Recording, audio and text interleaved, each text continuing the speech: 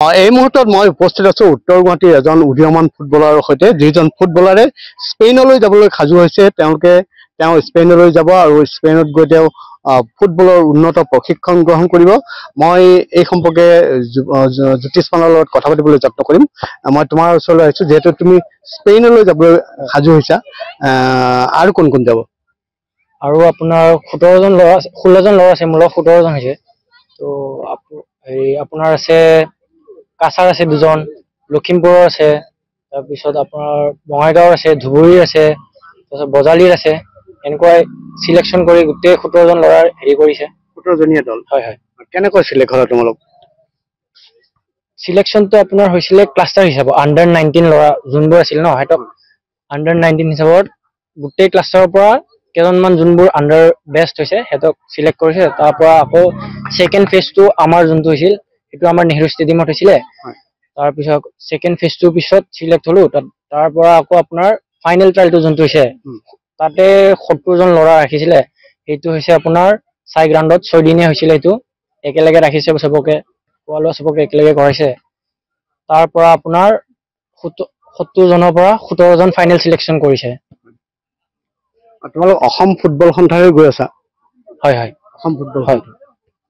গতিকে news labour দৰ্শকে গম পালে যে অসম ফুটবল সন্থাই অসমৰ পৰা 17জনীয়া দল এটা স্পেইনলৈ পঠিয়াব। আৰু তাৰে এজন হৈছে উত্তৰ গুৱাহাটীৰ জ্যোতিষমান বড়ো।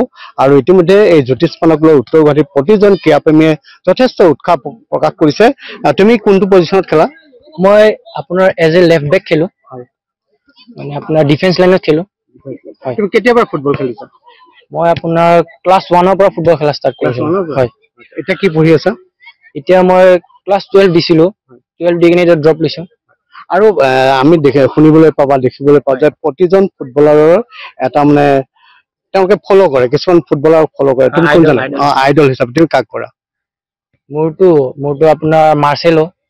হয়, চাওঁ ব্ৰাজিলিয়ান যোনটো আছিলে লেফ্ট বেক খেলা আছিলে। আৰু গোটেই বিশ্বৰ কোনটো দলক তোমাৰ বেছি ভাল লাগে? বিশ্বৰ ক'ব লাগিলেতো পৰ্তুগালেই। হয় হয়, নিশ্চিতভাৱে। এয়া হৈছে উত্তৰ গুৱাহাটীৰ এজন উদীয়মান ফুটবলাৰ জ্যোতিষমান বড়ো। আৰু ইতিমধ্যে জ্যোতিষমান বড়ো স্পেইনলৈ যাবলৈ সাজু হৈছে। তেওঁৰ লগত আৰু 17জনীয়া দল এটি যাব। আৰু ইতিমধ্যে জ্যোতিষমান বড়ো যিহেতু সাজু হৈছে, তেখেতৰ পিতৃ আছে, মই পিতৃৰ সৈতেও কথা পাতিম যে আপোনাৰ ল'ৰা স্পেইনলৈ যাবলৈ সাজু হৈছে। আপোনাৰ ল'ৰাক লৈ কি সম্ভাৱনা, কি আশা কৰে আপুনি? হয়, আশা মানে খুবেই ভাল লাগিছে এইটো এনেকে এটা সুবিধা পোৱাৰ কাৰণে। বিশেষকৈ মই ধন্যবাদ দিছোঁ আমাৰ অসম চৰকাৰক, যিটো অসম চৰকাৰৰ ফালৰ পৰা যাব। নিজাববীয়াকৈ কোনো সেনেকে যাব পৰাটো সেইটো অসম্ভৱ।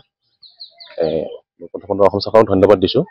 আৰু ধৰক ভাল লাগিছে আৰু উত্তৰ গুৱাহাটীৰ পৰা এনেকে খেলিব যোৱা বুলি ল'ৰা হিচাপে, সেইটো মই গৌৰৱান্বিত। আৰু সৰুৰ পৰাই ফুটবল খেলিছিল? হয় হয়, বহুত সৰুৰ পৰা, ক্লাছ 1ৰ পৰা ফুটবল খেলে। তেখেতৰ গুৰু আছিলে, গুৰু মানে মোৰে বন্ধু কুশল বড়ো বুলি। জানে, তেখেতক চিনি নোপোৱা কোনো নাই উত্তৰ গুৱাহাটীত, বহুতেই জানে উত্তৰ গুৱাহাটীত। আপুনি ফুটবল খেলে? নাই, মই তেনেকে খেলা নাছিলো।